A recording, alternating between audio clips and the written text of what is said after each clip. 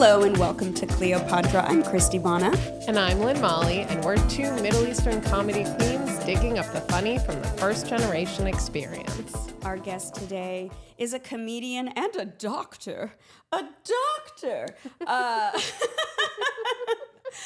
Based in Los Angeles, very funny guy, and he performs all around as well. Please welcome A.K. Agunbiade.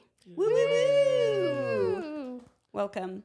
Thanks, guys. Wow, doctor's already thrown me. I feel like we're like in the presence of genius over here. I'm just passing. What kind of doctor? I do emergency medicine. Oh my goodness. Me too. Me too. Okay. Wow. Okay. Well, we normally start with like parents or grandparents and how you got to this country, but where do you want to start? Because I'm very curious about the transition. We can start whatever you guys like to start. I guess let's rewind. There's no way we're not getting to doctor. There's no way we're not getting to it. You're right. I think this makes you the most impressive person we've had on the pod. I don't know. You haven't heard my full story yet. It's just you're on Grey's Anatomy this whole time. Not a real doctor. Okay. Not even he's an extra. Not even a real actor. I'm just skimming my way through everything, essentially. All right. Take us back to where the hustle began. Parents, grandparents. Yeah. All right. So hustle began with parents, and I guess me in Nigeria. That's where I was born. That's where they had me. I was there for 5 years. No, 6 years. My bad. I can't do math. I was there for 6 years. And then they left me for a year by myself to like fend for myself, essentially. And wait, pause. At 6?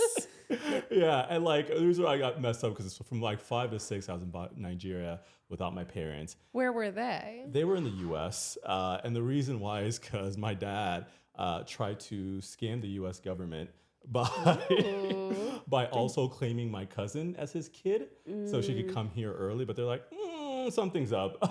So I got stuck for a year. And then I eventually came here. Who was caretaking you at this time? I was going back and forth between like my dad's side of the family and my mom's side of the family. Wow. Yeah, so I was like, figuring it out. I don't know. Talk about a latchkey kid. That sounds chaotic. Yeah, it's fun. Was there a side that was more fun? There was a side that was wealthier. That's more fun in my book. Yeah. So the side I like more. Anyways. Ain't that the way? Yeah, Ain't that the way? Yeah, it is the way it is, right? Capitalism started early. But spent most of the time, I think, with my dad's side of the family, which what side it was not as wealthy, but my dad's like, you got to be with them. And then it was my mom's side of the family from time to time, but then I came to the U.S. when I was like 6, and that's when things started. Did you fly alone? No. Like they left you at customs to fend for yourself. No. An auntie who I'm not actually related to, but you guys know, like auntie, came with me, and I came and then went to St. Louis, Missouri.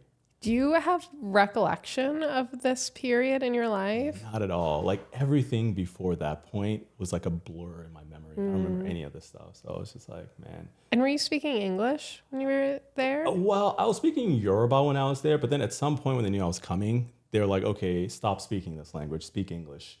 And then your parents were like, not in my household, right. Not in my backyard. Right. Speak English. Going to America. No, yeah. So I eventually started speaking more English before I came here, accented obviously, but yeah, a lot of it.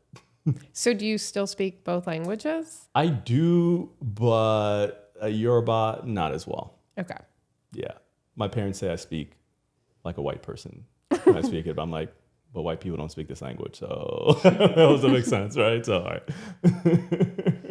They're lucky. Yeah. And look at us, and we're all barely fluent in English as well. Right. Struggling out here. When I re-listen to these podcasts, all I hear is like. I think we speak a dialect of English that's just like. So we grew up in Missouri? Yeah, St. Louis, Missouri, up until high school, and then my parents moved to Indianapolis, Indiana. Even better, right? So I did high school, and then I left there after 4 years, and I went to the Bay, and then I've been like bouncing all over the U.S. since. what brought your parents to the United States? Yeah, so my dad, so the story keeps changing. Like any good scammer, Right, the story isn't consistent. Right. So my dad came first. Initially, I thought he won like that visa lottery that some people win. Apparently, he didn't. He just came here and wanted to go to school and other things. So eventually, he did like the immigrant sketchy thing and got someone to marry him and sponsor his citizenship. And that wasn't your mom? No. Oh, but your mom and dad were an item. Ooh. Well, no, this was before my mom came in the picture, I believe. I need to confirm the story. I think that was before he met my mom.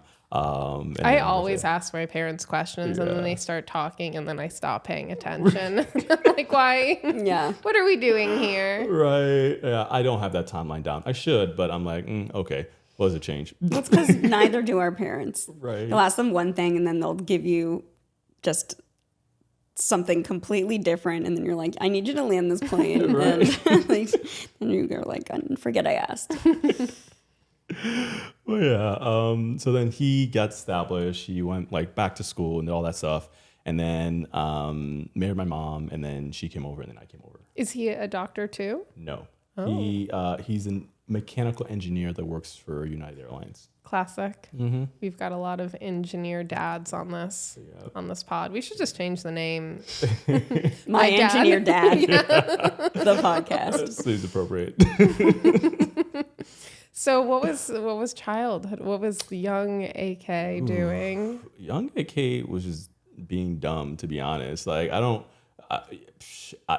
in St. Louis, I just remember just trying to be like a normal kid when there's not really that really manifests within an immigrant family. Where I'm like, oh, all my friends are like going to sleepovers and stuff. I want to go. And mom was like, no. Right. Right. I don't know. I don't remember. Nobody's more suspicious of a sleepover than an immigrant parent. Right. Yeah. Right. Like, and what will you do there? Right. You have a bed here. Right. Like, what is Sleep here. happening at these sleepovers? That's like how it was going. Did you always hate the food? That was the one thing. I never understood the food that my friends were eating at the sleepovers. I just thought they're like Chex for breakfast. It's so sad. I need like 3 kinds of bread. Oh, I was not sophisticated enough to. I was just like, cool, sugary cereal that we're not allowed to eat. It was like a treat, and like nobody was watching. I would love to like join in on this, but I never went to one. Oh, you never got the green light. Never got the All green right, that's it. We're camping out here today. This is gonna be a 12-hour podcast now. Right, and then by the time it stopped becoming cool, I didn't care anymore. Right. So. Okay, so you what age were you when you left Missouri? 13. Okay. Was there any kind of Nigerian community in either location? There was. My parents, whether or not there was a big one or small, they would find them. They would find them. In St. Louis, there was a lot of Nigerians, like a ton of them. Wow. So my parents like had like different like communities from all over the place. So there's like really, really established. Like they only really hung out with Nigerians. In Indianapolis, there was less of one, but they started kind of growing it over time. And like now there's like a huge community. So, but I don't live there. I wasn't part of that, but yeah. And is your family Nigerian Muslim? They are. Wow. Okay. Yeah. So did you grow up going to mosque? I did. Wow. Okay. I did. But because my family's Nigerian, Yoruba Muslim, half my family is Christian. Literally, like on my dad and mom's side, there's like, yeah. Which is not the same for every other ethnicity within Nigeria. Like in the north, it's like the Hausas, they're all Muslim. In the east, it's like Igbos, they're all Christian. But the Yorubas, we're just like, okay, whatever, figure it out. We do us. Oh, I like that. So growing up, was there more of a inclination towards sciences or towards the arts? Growing up, immigrant family, definitely sciences. Right? Art, that word didn't even exist in my parents' vocabulary. Like, what is this? I think for my parents, like any other immigrants, are like, okay, you know, like the 3 things you can become, right? You know, doctor, lawyer, engineer. But mainly doctor. Yeah, right. There is a hierarchy. There's a hierarchy. My dad always says that the options when he was growing up, it was doctor, lawyer, engineer, and he picked the wrong one. He's an engineer. There you go. Least amount of money, but If you play your cards right, though. he should have scammed the U.S. government more, He clearly. He should have. Didn't do enough of that. Should have hung out with more Nigerians. But yeah, I mean, I think I remember once when I was in St. Louis, my parents were asking me when I was like pretty young what I wanted to be when I grew up, and I'm pretty sure I said firefighter, and they were they were physically upset about this. I'm like 9. Wow. That's a very noble career, also. Yeah. It was random. So It's funny, the careers that some are okay, but then some are not okay. We were just talking about this before. Like, I told my parents, I was like, maybe if comedy doesn't work out, I'd be a therapist. And they were like, no, that's not real. wow. That's also like a very like noble and professional agree. career, but you never know what's going to be okay and what's not. Right. I said esthetician, they hated it. I want to administer Botox. But they were okay with physical therapy. Yes, so they that's- accepted physical therapy. Okay. Paralegals a go. Okay. They've knocked down, I can't be a lawyer anymore. They've accepted Oh, it. you could absolutely be a paralegal. Yeah, You could be one today. great. Yeah. And did they ever give any logic behind that? I think it's just what will sound best to their brothers and sisters Yep. when they're talking Yep. about Yep. me. Yep. Yeah. Yeah. Seems about right. That's very immigrant logic. Right? How many people were like in your home group? Like, were there some of the cousins also? That's a great question. It changed over the years. Like later, it was like me, my brother, my parents. But then I have an older half sister, and for 1 year she lived with us in St. Louis before we moved to Indianapolis, Indiana. But then also we have uncles and aunts who are not even actually related to us who just come stay with us for a certain period of time and then like leave. So like this happened over and over and over again. So the number always changed. Like, always like ever changing house. But you're used to like a big, busy household. Yep. Yeah. Yep. What about now? Do you live with anyone? Nope. Do you Live by like the myself. quiet, or do you feel like you need to pack in a household? I like the quiet. Yeah. I like that. Maybe trauma scars. I don't know. I don't know. It's nice. The quiet is nice. So were you kind of focusing on biology for a while? Yeah. I majored in that. And then I don't know. I dabbled. Where did you go to school? I went. It's funny. I've never had anyone start laughing when they heard that question. Did you It's go like to I class? scammed my way into Harvard, like Stephen Glass. You know what's funny? I guess. But let's talk about it now. I avoided mentioning this like the plague in comedy, like the plague. I don't know why. Actually, I do know why. I went to Stanford for undergrad, but like I've avoided like talking about it. I don't talk about it at all in comedy because I'm like I don't want people to know. It's not that impressive. Get over yourself. Lots of people went to Stanford and Harvard. Whole Lampoon. Everyone on SNL went to Harvard. It's fair, but they never talk about it though, right? Oh, yeah, I think they do. I think they're like back in my Boston days. Well, not That's Boston. fair. Near Boston. I often tell people I went to school in Boston, and they're like, "Oh, Harvard," and I'm like, "No, absolutely not." Yeah, the joke was like Cambridge Community. Yep.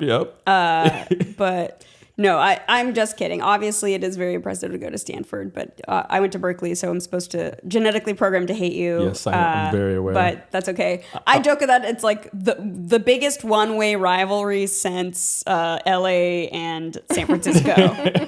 You know, like actually there is like beef between Stanford and Berkeley, and there's like history there, but Berkeley seems to care a little bit more than Stanford. That is true. I don't deny anything you said. In this house, we admire a fancy school, so I'm very impressed. I don't think that makes you less of a comedian. I think being smart actually might make you more of a comedian. Do you think that why do you think that? Is it because you think like people are going to make fun of you or dismiss you or think you have no credibility? Is it like what is it? I think as we all know, like comedy is about relating to people, right? And I have a lot of stories that can easily do that. If people have an opportunity to kind of prejudge you, then you can't do your comedy as you want it to be, right? So whenever I'm on stage, I never mention the doctor thing at the very beginning.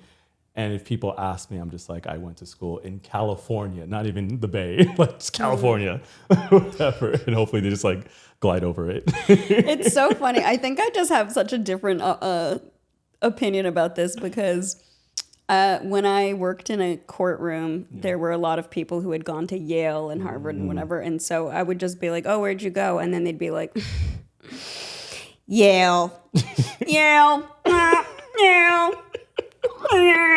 And I'm like, okay. They thought I was gonna be like, oh, where's my fainting couch? Yeah. I'm like, okay, that's fine. Great, good job, congratulations. They like thought I was gonna soil myself, and I was like, I don't care that much. And I guess, I don't know, maybe they surround themselves with like super insecure people all the time, but I was just, the way that they said it, I was just like, okay. Literally, I have a boyfriend. No, just like so surprised. So that's why that's my perspective on that. I love it.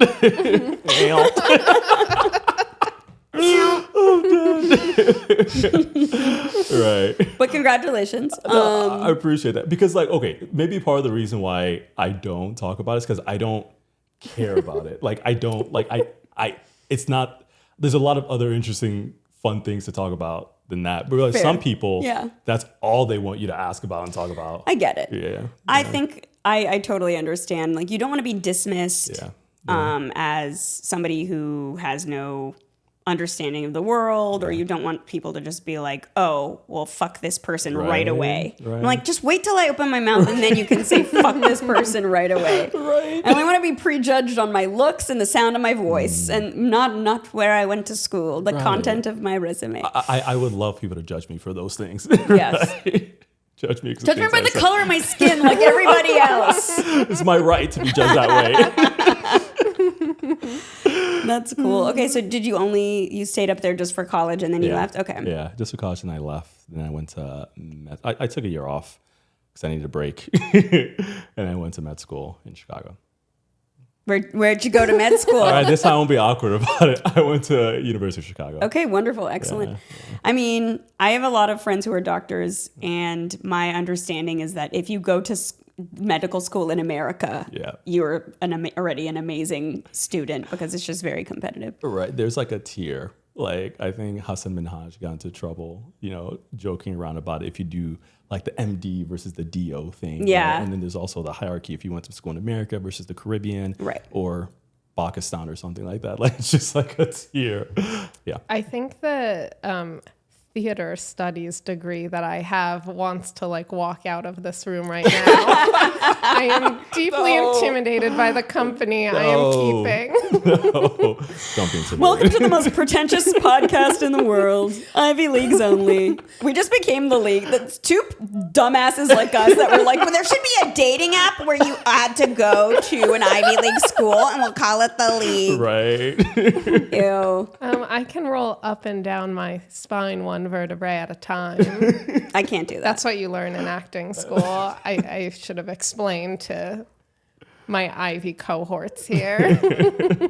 I gotta ask though, so like tell us the journey, if there is one, from like starting comedy. I mean, I guess you're technically a doctor still. Yeah. I can prescribe you drugs. Okay. Oh, well, wow. Drop his to his text. Weird that he offered, officer. Your Honor. I will be following up after this chat. I'm just stating facts legally. No, I'm just kidding. Well, okay, wait. So tell us quickly, not quickly, tell us very quickly. Tell us a little bit about what kind of doctor, like, and what you do, and then how you started getting into comedy.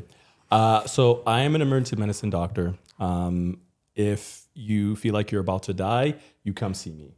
And hopefully I'll save you. That's the idea of what I do. I work in the emergency department, and I have a hella random schedule, and which allows me to do comedy pretty often, which is great. And how I came about getting into comedy from there. Honestly, like med school was not fun. It was hard after like my third year, which is like the most intense year where you're trying to like be a student, but also trying to be like a fake doctor. I'm like, I need a break from this shit. Like I need a break. And that's right after high school you go into that, right? Or do you do college first and then? You gotta do college first and then go into it. Like, Remember, he went to Stanford. Oh, right, of course. She already forgot. That's how little it matters. No, just kidding. Yeah, I'm happy we're suppressing it. It's good. It's good. Let's not bring it up. I just like didn't learn anything in college, so the thought of like a hard university experience is very novel to me. Yeah, it is. And I feel like because you're like busy like coming of age, like you don't have time to learn things about cells and stuff. That's why so many young professionals are like so maladjusted. It's true. Because Yeah. they're just like, oh, I just have to wire myself to be this type of person. Right? All the time. Like all the time. Totally how my dad was. Yeah.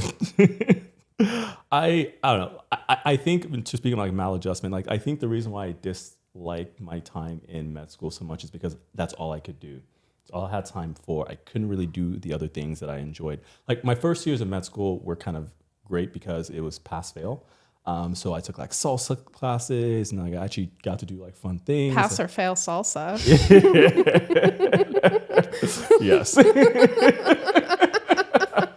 I passed. No.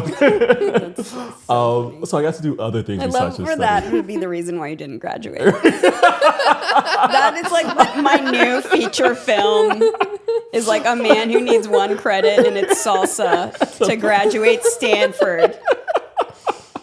His enemies keep trying to sabotage him. My enemies are after me. Right? Yeah. No, yeah. So it was fun. Like I took salsa during like med school and all this stuff. It was fun. It was a lot of fun. But then like third year, that's all you could do. You go to a hospital. You try to be a fake doctor. You study, and then like you come back and do it all over again, and like take tests, and they judge you for how good you were to be a like fake doctor. After that, I need a break. So I left and went to DC for a year. I just took a year off. And like did research in DC. And by did research, I took a break for everything. You research the young ladies in local bars. Yes. But I started doing comedy like seriously in DC, and that's why I kind of jumped into it. Like I went to like this random like open mic that me and some of my friends went to, and I was like, I can do this, right? Yeah. And then I tried and I sucked, like, right, as we all experience. But We can't relate. That's fair. Because you guys couldn't fail because you guys like super immigrants, right? Right. We were already pro salsa dancers by then, so we were That's high on our own supply of That's success. Wait, so how many years ago was that when you started? 2015 or 2015. is when I Oh started. wow, Yeah. that's a lot longer than I thought. Yeah. Like that year was like amazing. I was like in DC, and DC is like a fun place to do comedy, I think, because like so many people from like all over the place who are there just like randomly trying to figure out like what this could. I was just there. Such a great scene. I like that it was so diverse. Like I felt like all the showrunners were diverse, and I was like, I feel like I could have friends here. Yeah. No, I love that about DC so much, and like my jokes are about my immigrant experience or the random experiences that I have. So having a diverse audience was just like amazing. And Makes then a huge difference. Right. And then I went back to Chicago. And Chicago, I finished med school, and then like I stayed for residency, and I didn't get to really do stand up as much as I would like because I was in the hospital a lot more and didn't have as much time. So I think my rise or whatever, like my progress, it was maybe a little bit hampered a little bit. You weren't practicing your jokes on the emergency patients? I was not. I mean, Interesting. sometimes some of these patients were practicing their jokes on me. Honestly, like people were funny. Right? Oh, just like shit happens in the emergency department. You're like, oh god. Does any of that stuff end up in your set, or is that like hard no? No. It's definitely not a hard no. If you don't say their names, it's not a HIPAA violation. Right? Not at all. I think earlier in my comedy, I used to pull from that a lot more. Before I really learned how to kind of deliver a good punchline, it was just like these funny kind of stories to a certain extent. But now I think I'm funnier, so I'm going to bring him back. Curious, both of your opinion on this. A comic once told me that you shouldn't, if you're a stand-up comedian, you shouldn't do material about your day job because you want the audience to assume that stand-up comedy is your full job because that gives you like a certain level of professionalism. Agree or disagree? I think I disagree. I disagree with that. I disagree as well. Although my caveat to that is that I don't begin with talking about my day job, which goes back to the whole thing about not losing the audience right away. But I'm like, You're kidding? The audience is gonna be like, "Oh, I'll see you after, and you can check out this rash at your merch table." Everyone's gonna want free advice. but that's actually part of the reason why at open mics I don't mention it. Because in Chicago, I had people coming up to me asking for that shit after. I'm like, I've been approached by so many comedians who are like, "Can you help me with my DUI?" Is that real? I put in my bio. I was like, "Chrissy cannot help you with your DUI." Well, not to brag, but a lot of comics want me to read their scripts. That is huge. So- No, that's a very big deal. There's nobody would ask me to read anything other than a legal document for them. I mean, I just prefer people not to ask me to kind of check out rashes in their private parts. And I mean, like, just like, you draw a line. So they can DM you for prescriptions, our audiences, but they can't DM you a rash. You heard it here. Do not violate these rules. All of your Hinge photos aren't like private sexy pics. They're all just rashes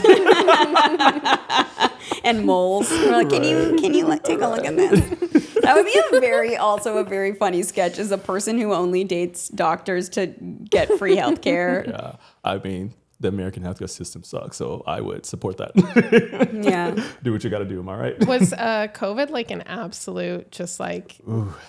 No, you don't have to talk about that. Oh, no. Was it chaos? I'm Can you tell us sure. about probably the most traumatic period of your entire career? Yeah. Actually, it's funny. I'm more comfortable talking about that than talking about where I went to school. So, so I moved to LA in the middle of like COVID, right? Beacon of light. Right. And like comedy was dead Yeah. at that time. So I'm like, all I can do is COVID shit. And I'm like, this is not fun. I hate this. So COVID started when I was in Chicago still, and it was wild. It was crazy. Like everyone was dying. Couldn't go on vacation because like, where am I going to go? Nowhere. So it was wild. And like the emergency departments, y'all know, it was like crazy. So it was just like for a year and a half, I really couldn't do comedy, which kind of helps me find that balance because like doing too much of medicine is a lot, and it's not fun personally for me. Do you get to decide how much you do? I used to, but not as much anymore.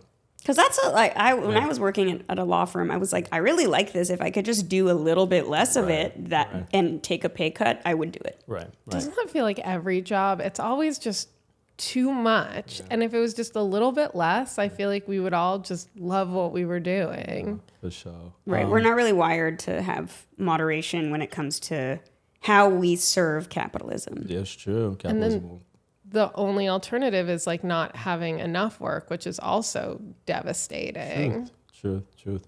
No, I used to work like part-time at a couple places there where I could just like say when exactly I wanted to work, which was great. Now I'm working full-time at a place, but it's chill. It's not as bad. It's a decent balance. So I don't get to dictate how much or little I work anymore, but it's not as overwhelming as it was during residency. So it's cool. Yeah. Cool. Stand-up I feel like it must be very healthy to have a job like this because I feel like you can contextualize how like unimportant stand-up is in the grand scheme of like life and death. Is that a thing? Well, yeah. No one's dying to stand-up, so it's great. Yeah. Like if you have a bad set, you keep living after. Right. So. Like nobody died, so I'm good. A lot of people murder. Yeah. A lot of people do die on stage. Let's kill it. It is nice to have that balance, to tell the truth. Because I think all of it is like, a lot of this is about balance, right? When I have a bad set, I come home and I'm like, somebody died on the table. That's how I act. I don't know. It's I don't know. I like the balance. I've not always had this balance, but I like what it is right now. I feel like I have so many doctor questions, and we have like brought you on here as a stand-up comedian, but like we brought you on as a person, as a human being. Thank you guys. You see me as a whole person. like the life and death thing, is that so kooky to just like witness like regularly? And also, again, if these are too heavy, just pass. Puff pass, not fine. No, to be honest, I think for me at this point, it's happened so often that it doesn't hit me as heavily. There are times in certain things that do hit me in a more visceral way, but you kind of have to have a bit of emotional catharsis to be able to continue doing that work regularly. So, yeah.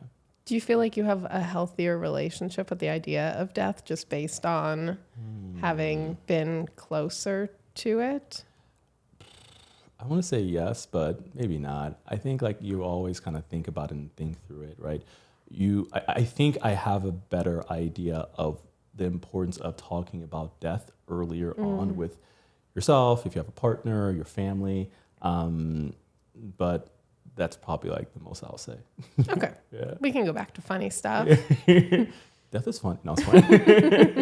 I'm wondering, like, do they teach you, like, what is objectively an emergency and what isn't? Or is it just, it's like always a case by case, right? You just have to kind of see what's going on. Every rash is an emergency.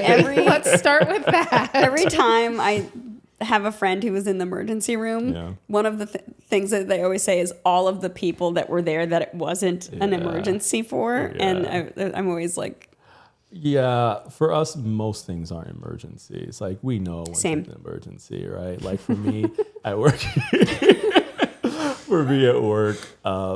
if I just like walk and glide around.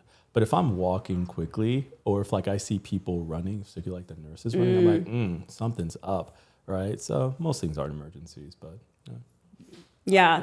There are a few things where, like, situations where seeing people walk quickly is very unnerving. Crosswalk, you're fine. Airport, you're fine. Hospital, no. No, it's never a good sign. You're not like, oh, are they practicing for the 4K? Yeah, sometimes. Running on campus, nerd. Right. Gonna be late. That's amazing that you have a balance. I feel like something I'm working on is trying to be less of an all or nothing person. Yeah. And how's that going? 100% terrible. Not even a little bit good. It's all or nothing. But I mean, I don't know. I think like it definitely, when I was coming out right on the heels of like the law, I had the same thing where I was like, oh, this is just talking in front of people. Yeah. There's not like millions of dollars at stake. Right. There's not a federal judge isn't going to yell at me. I'm not going to get in trouble. Like the worst thing that happens is people don't laugh. Who gives a fuck? Like, and now I'm like, no, this is my worth. Would it help if someone was yelling at you though?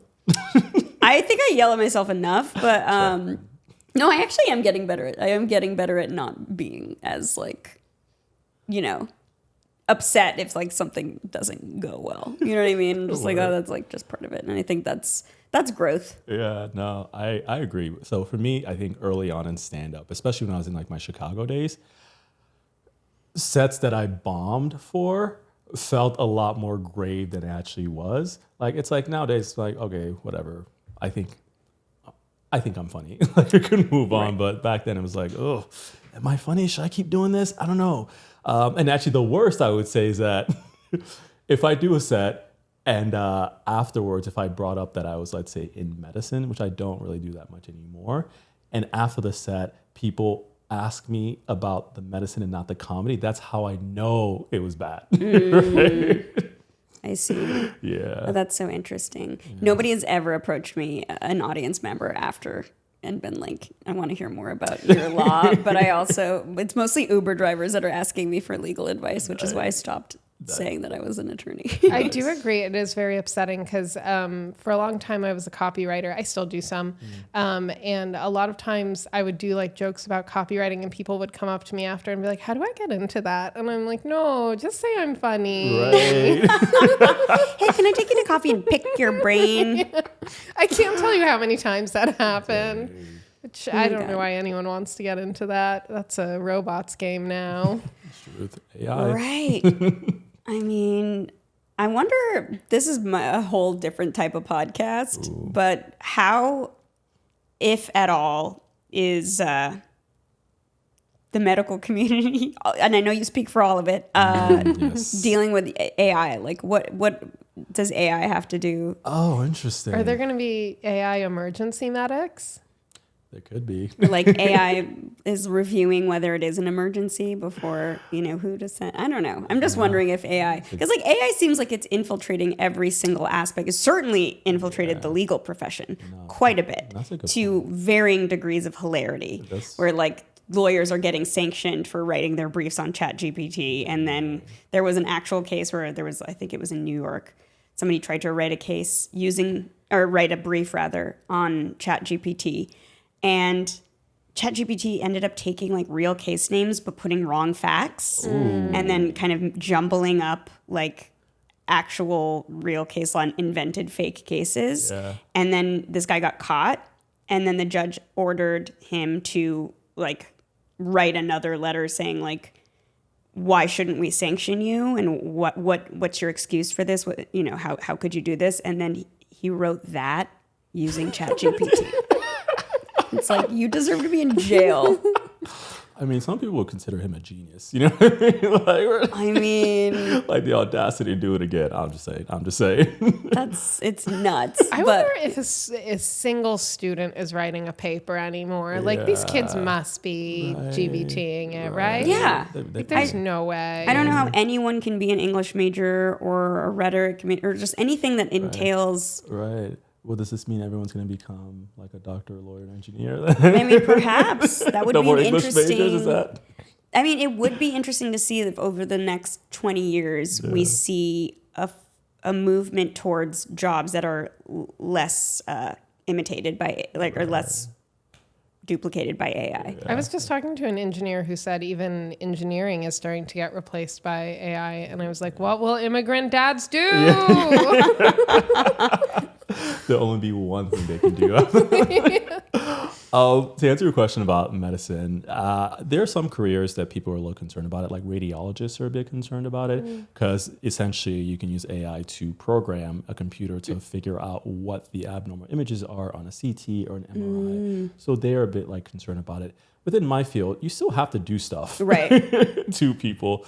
For now, you're safe until good. we have the humanoids. Yeah, I don't know. They're coming. They're coming. Physical trades, they say we all got to go to trade school. Oh. Plumbing, apparently plumbing, we're making 6 figures. Oh, snap. Going to plumbing school. Okay. AI's not replacing plumbers. Okay. Mario's in. That guy's still going.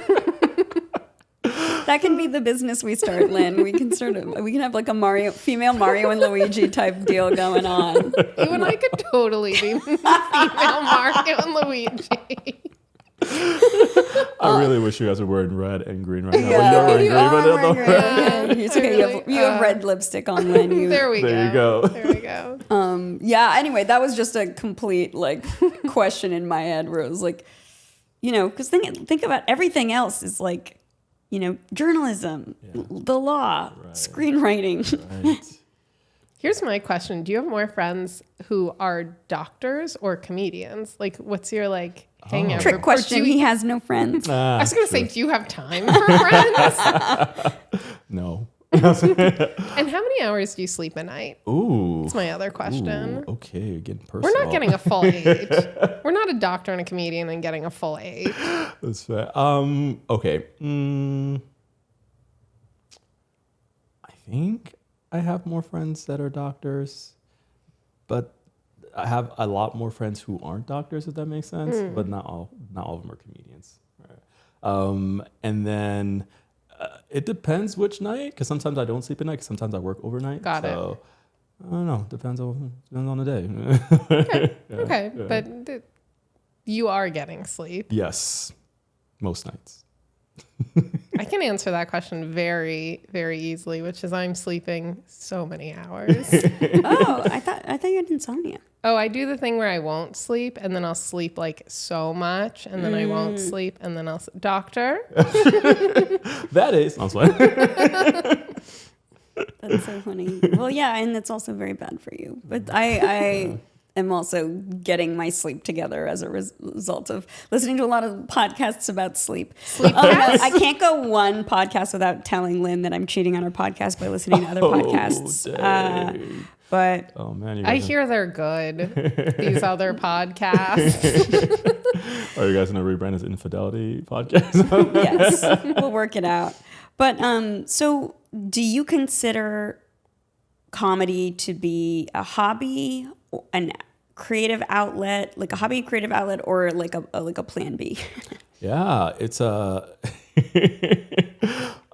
it's a plan B, I guess you could say. More like plan C. Plan B. No, I say C is for comedy. yay. Like plan B, I'm writing prescriptions to unsavory, unscrupulous people. I say plan B with like hesitantly because I moved to LA to kind of pursue it like at a very, very high level, right? I realized like in residency that I really, really enjoy this. I really, really enjoy being able to craft things, make people laugh. And actually, to be honest, it helped save me a little bit in the sense that I was getting already kind of jaded with medicine in that third year.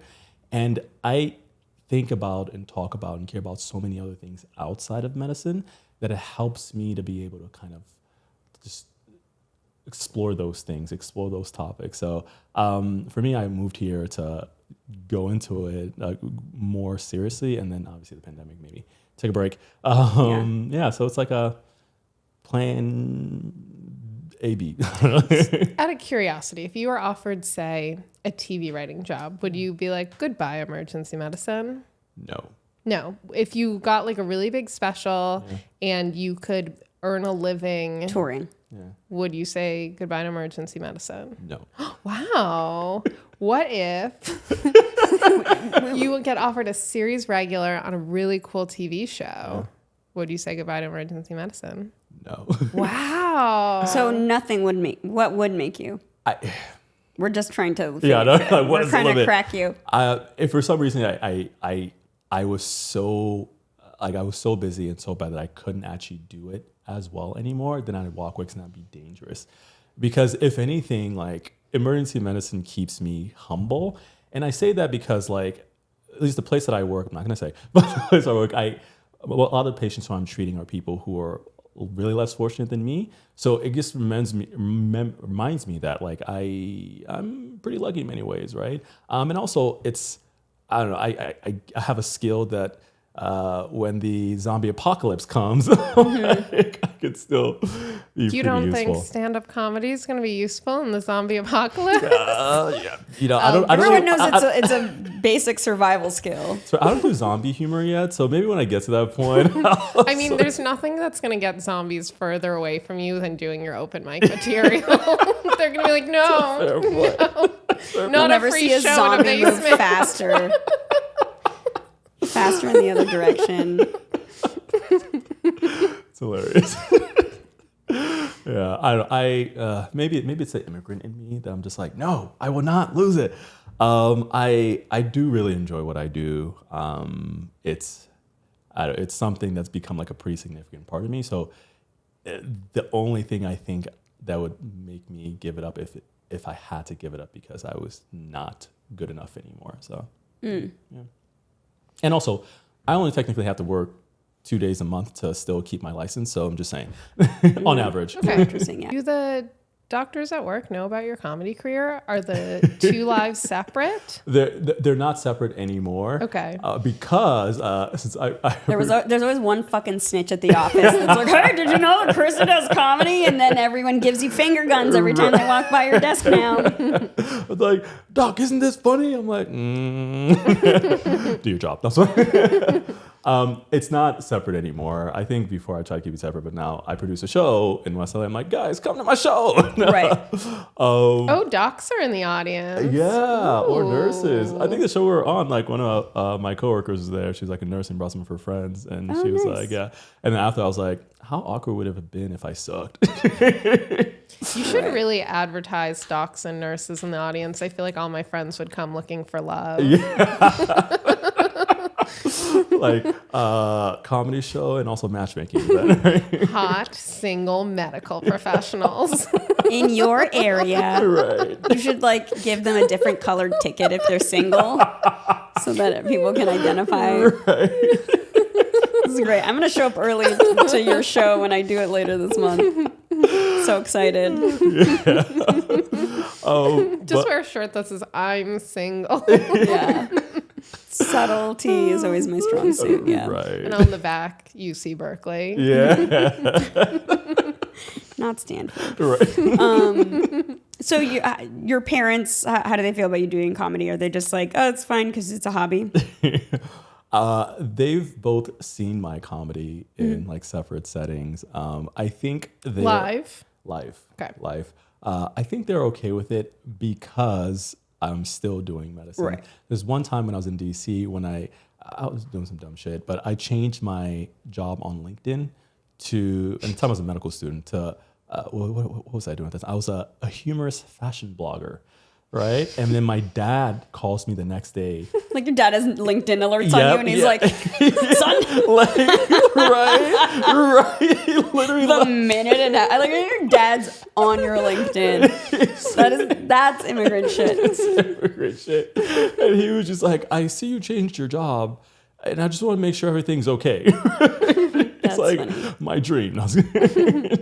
Yeah, but they both seem to come to see my comedy. I think back when I was not as funny, but they enjoyed it. But I think for them, they're still seeing it as a hobby where I'm like, no, I'm doing this. I'm doing this, guys. Yeah. If you could do both, why not? Yeah. And you're enjoying it and you don't feel like one is detracting from the other. Yeah. On like the hospital webpage, is there a picture of you and it's mentions your stand-up and there's like a link to your Instagram? No. I keep that. I would not want my doctor to be. If I found out my doctor was a comedian, I'd be like, airlift me to another hospital.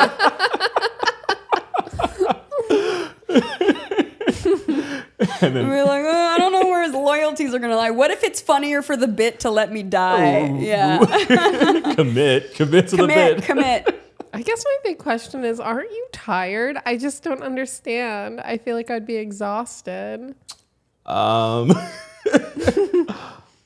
He falls asleep right now. No. I mean, I get tired. I'm not tired yet, but I get tired. And he's been prescribing himself what he needs. Just let him live. Let this man live.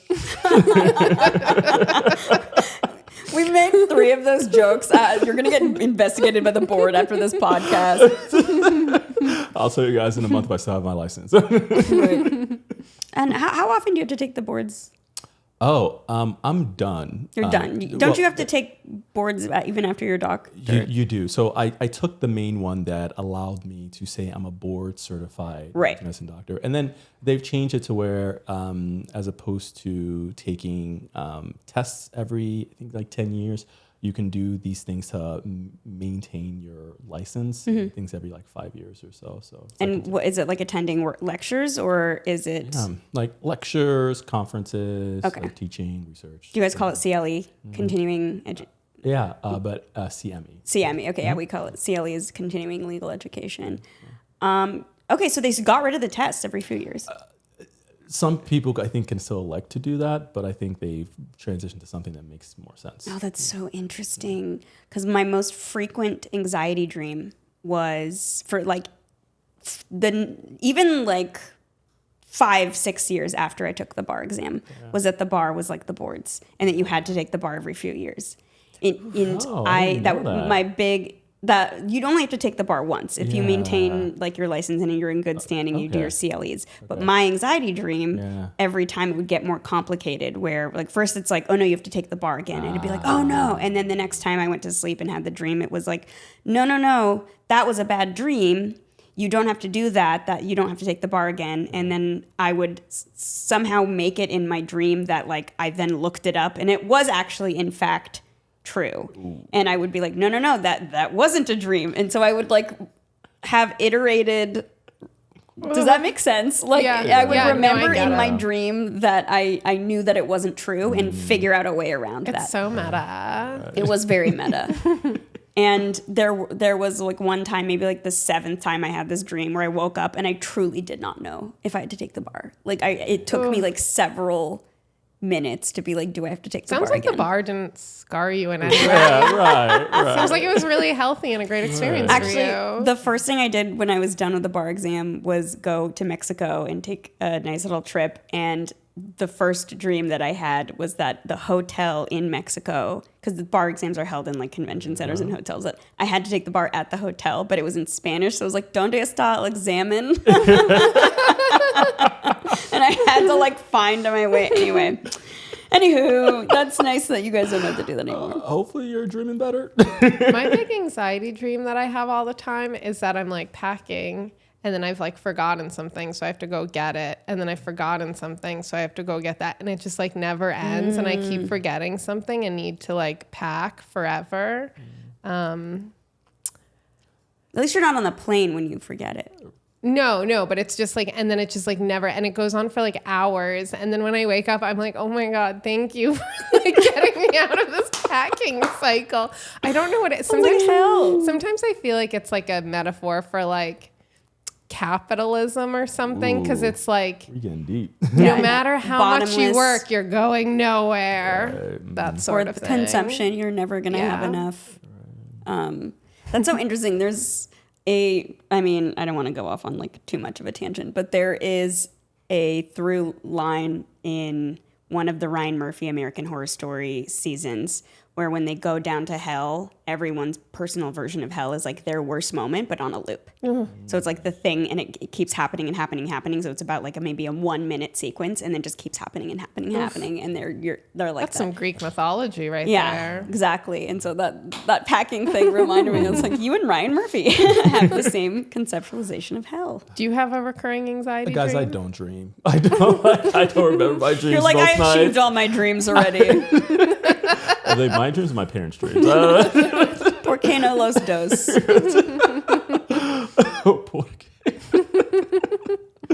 No, it's interesting. I everyone dreams technically. I just don't remember my dreams most nights. And then when I do, it's usually something that's a bit unnerving, and it's like I don't want to dream about that. And it's not a repetition of something. It's just like if I remember my dream, it's usually not something good. I know that like doctors also tend to talk in their sleep and say like things that are like apparently my mom would be like, yeah, Dad was talking about like the nurse, like something in his sleep, like, or just being like, we have to get this to this, and so he's like still in surgery in his brain, which sounds terrible. But we solve problems in our sleep. So true. I mean, Lynn and I make more problems, but most people solve problems in their sleep because your brain keeps working. And so a lot of people say that if you're ever struggling with something, sometimes just getting distance, your brain will work on it while you're asleep and you don't need to worry about it. I feel like that's giving my brain a lot of credit. We should give our brain a lot of credit. Yeah, I mean, it's gotten us this far, right? Yeah, that's true. So we're going to switch to some questions that we're going to ask you, unless is there anything else that you wanted to... No, I'm good to pivot. Okay. Pivot. I know I say pivot once an episode, and it's always right at this moment when we're asking questions. So the first one is Cleopatra was the queen of luxury. What is a bougie thing you do not skimp on? Oof. I think like my duvet covers. Yeah. I bet nice A bed good sheets duvet. too. Yeah. You know, I didn't know about the sheets thing, and I stayed in a hotel recently, and I guess they must have had cooling sheets, and these sheets feel like every time you get in them, feel like they've been put in a refrigerator. And what is that science, and how do I get these sheets? Oh, cooling sheet. Interesting. They were just unbelievable, but continue. Tell us about your duvets. I just like, it's like the feeling of like a nice duvet or nice sheets on like your body when you go to sleep. Like I didn't know what this was like before, like when I was like struggling earlier in life. I'm just like, okay, whatever. I'm just gonna go sleep. But like it's nice. It's just very nice. And I thought it didn't really matter, but it does. Yeah, it really does. The very first time I got like a super high thread count comforter cover, I was like, is this a cloud? This is amazing. I still haven't done this. I need to make this transition. I'm still doing the cheap sheets, cheap sheets, Cheap sheets. comforter. You'll never be able to You know get what's back. funny? The other person who said this was also a fellow Yoruba Nigerian man. Oh, Ope. snaps. Oh, Yeah, He you're also said right. sheets and bed. okay. So Maybe it's a Yoruba thing. I don't know. Maybe. Nigerian thing. We're skinny people and we like nice sheets. you need to afford them somehow. All right. I love building stereotypes on this pod. Yeah, we're just like here to affirm stereotypes. All Nigerians. He said it. We just laughed at it. I mean, I speak for all Nigerians, right? Yes, it's true, and all medical professionals. Right. So, here's one thing I actually wanted to ask you: when you achieve something like you're becoming a doctor, and now it's just like gotta do this for the rest. Like, did you feel a sense of, and Alexander wept for there were no more worlds to conquer? You know, like you just like finally you were like, oh, I've been trying to do this whole thing, and then you were there, and then you're like, did you feel that? Because I felt that a little bit. I think I'm that type of person who's always looking for like the next thing. So after, let's say finish med school, finish residency, like did all the exams, I'm like, okay, that's done. Move on to the next thing, right? Just like I'm always trying to go towards the next thing. So it's never like, oh, I've conquered, I'm done. It's like, okay, this is done. Move on to the next thing. And even if I accomplish something, I'm probably going to be like, oh, what's the next thing to go? And I don't think that's healthy. But that's It's me. good. I know. I think it's important to have goals. I think like right when I passed away, I was like, "That's it. No more goals and dreams. I'm done." And then now I'm working in comedy where it will never be enough, ever, and it will always be moving goalposts. But in defense of that, like I know we're not supposed to have only achievement-based goals. I see some of my friends who are like very much have like got in their career and it's just like a stable career, and they just feel like I feel like they feel very like. Is that all there is? Yeah, like, and they're like, I kind of see my friends starting to have this crisis of like, what else? Like This was supposed to fulfill me. yeah, but I feel like I'm always chasing something, and I know the therapists say that this is not a healthy way to live, but I can't. I feel like the monotony would really drown me. And I think the truth is the health is like in between. Yeah. Not one way too far in either direction. But. No, that's fair. That's fair. I don't really know. I think that having goals is good and achieving them is good. But also, maybe for myself, I've never been comfortable with complacency, even after I've achieved something. And I don't know whether it is healthy or not healthy. You figure it out. Sometimes it is, sometimes it's not. Right. And there's also a fine line between complacency and contentment. Yeah. When you are achievement oriented, Yeah. you have to really. A few episodes ago, we were talking about how we have a relationship to achievement and how that evolves over time. Yeah. And it is hard. You can drive yourself crazy if you see contentment as the same thing as complacency, which means, you've gone soft, you've, dropped that drive. Yeah. And so we'll keep an eye on you. Okay. Keep an eye on all of us. Next question. Cleopatra wasn't actually Egyptian. She had more Grecian roots. Yeah. When she moved to Egypt, she embraced a bunch of the customs. Are there any American customs you super embraced or any Nigerian customs you can't shed? Ooh, interesting. That's a good one. Okay. Nigerian customs, I'll start with that one. It might be easier. I'll try to ask the other one. Skip scamming because we already did. We already covered that. Yeah, I love Nigerian outfits. Right, I love like the fits. I think when I was you have a joke about that. Yeah. And I think it's so colorful. It's so embellished, right? I used to wear just like suits to all the weddings. I just came back from like a wedding this past weekend, and it was like, I don't know, it was actually an Arab wedding. It's like Palestinian and Iraqi wedding. And I was just like, I don't care to wear a suit. I'm just gonna wear some Nigerian clothes and do my thing. It was just a lot of fun. The colors, like the fabrics, like the style, like the beads and everything. Yeah. And it was lit. And actually, since you both are Arab women, it was Nigerians, we also love dancing. I was like on the dance floor like the whole time, and then this like Arab auntie came up to me, and I have a lot of friends who are Arab, so I know some of like the songs from like Nancy and like other people. And this Arab auntie came up to me, and she asked me in Arabic something inta, like something. Like, I think she asked me where I was from. Oh, there's like she's gonna ask if you're married. Got some daughters. Right. And I was just like, I'm sorry, I don't speak Arabic. But she's like, I saw you like saying the words and dancing. Right. I'm just like, one of us. One of us. And I was like, I know, but I just have a lot of Arab friends. But she's like, I just want to say you're a great dancer. And then she like laughed. I was like, I'm still waiting for a single compliment from an Arab auntie. I think you took them all. Were you like, thanks, I took a class in salsa exactly 15 years ago. Passed. Passed. Sounds like you passed this auntie's test as well. I did. But I really, really, especially in the last 10 years, really, really enjoy the outfits. Like I have a cousin in Nigeria who gets my sizes and like makes them for me regularly, and she knows like the modern fits. It's just so much fun. It's like a very, very fun part of like the culture that I definitely keep up quite a bit. As a Arab woman, I have a really hard time with like the movement towards like minimalism. I feel like I'm such a maximalist. I really like, I think it's similar. Yeah. It's just like the aesthetic is like bold and too much and rugs on the walls. And I feel like that's one I'll never shed. Right. Yeah. Like mismatched, but it works, yeah. you know? Yeah. All eclectic, but it comes together, right? Yeah. Any customs or things that are part of your personality that you're like, oh, I need to work on that? I think... like, so for example, or no, actually, go ahead, yeah. So this is Nigerian, but it's not solely Nigerian thing, but it's something I think I need to work on.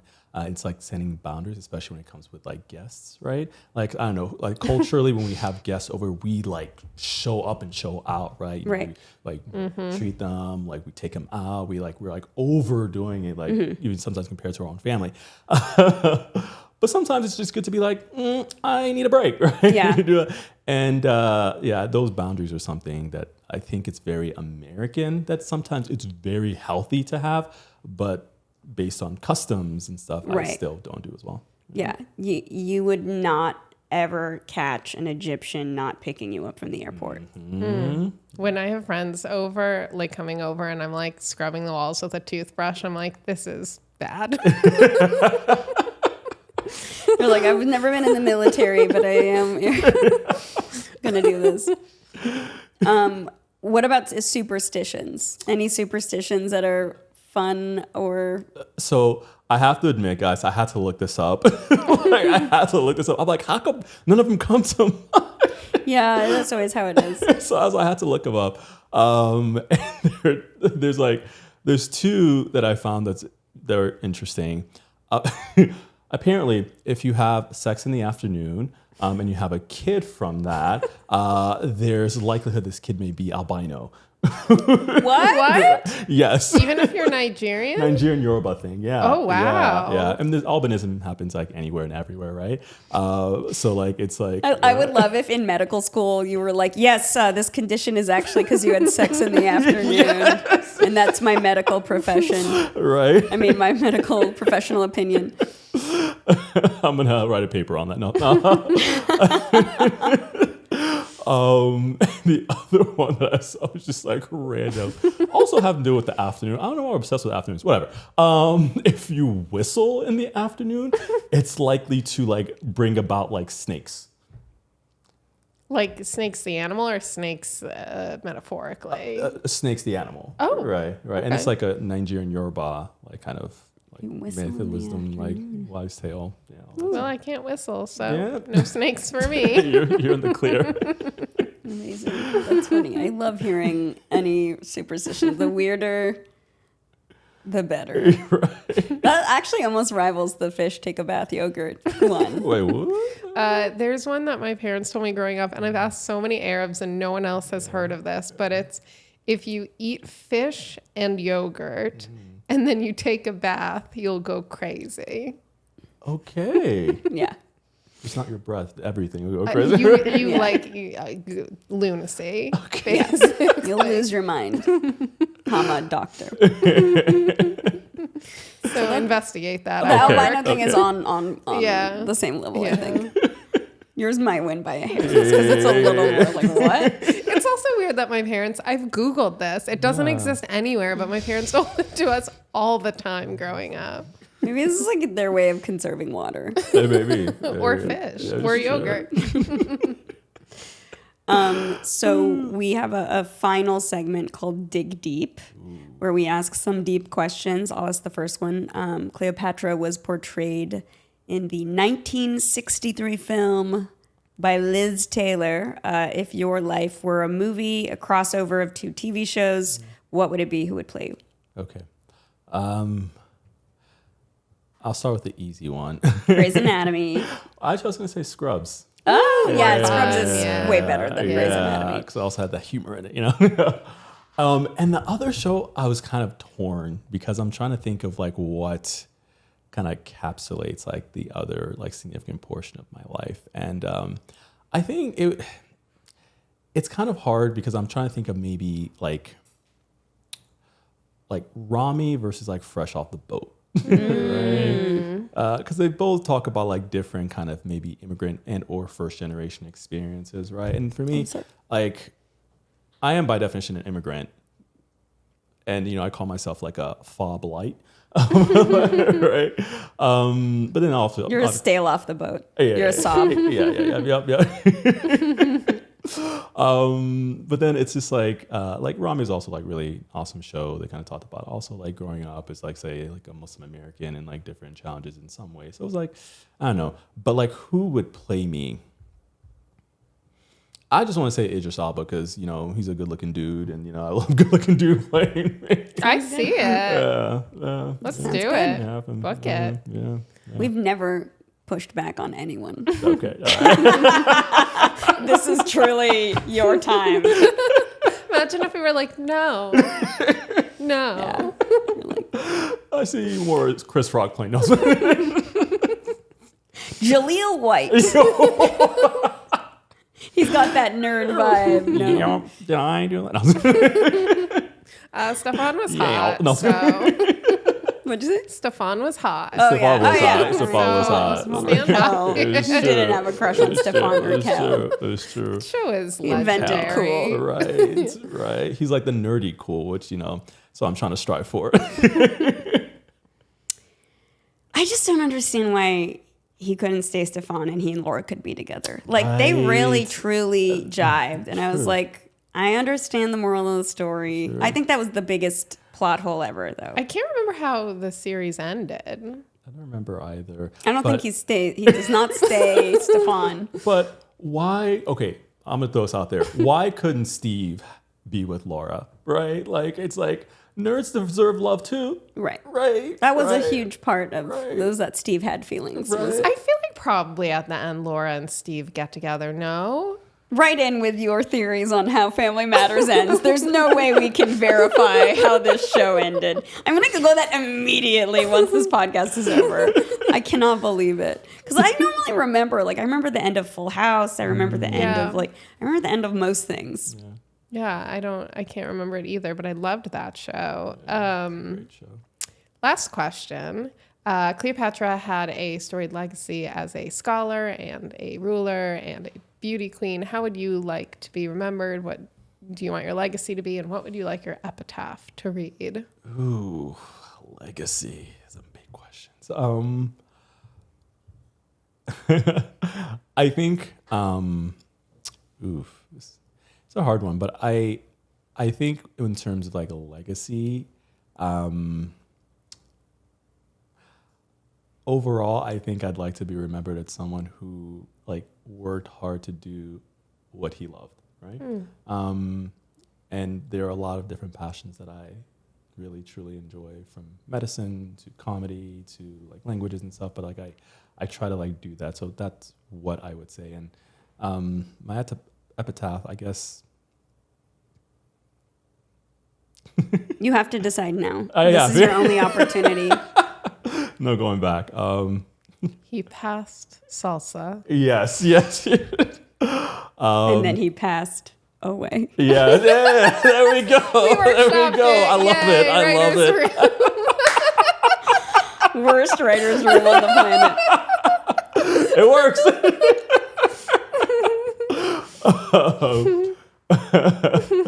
I think it would probably be something as simple as like he came, he tried, he passed. All right, because the best we can do in this time is try our best and figure it out. We'll see. Well, in the game of life, in the pass not pass that is life, you get a gold star and a pass from us. Yay. I think you might be the most selfless, adjusted, humane person we've had on this podcast. Or maybe I didn't reveal the less humane part. I was kidding. That's for the commenters on YouTube to decide. Don't you worry. They'll tell you what's wrong with you. Okay. This has been so lovely. We really appreciate your time. And where can people find you? What would you like to promote? Yeah. First of all, thank you guys for having me. I've been looking forward to this for a while. Yay. For a while, actually. I think people can find me easy on Instagram. My handle is aka.Agunbiade. And we'll link to that in the show notes. Exactly. And then everything else is like connected through there. Fantastic. Wonderful. This has been Cleopatra. Thank you so much for joining us. Until next time, I've been Christy Bana. I'm Lynn Molly.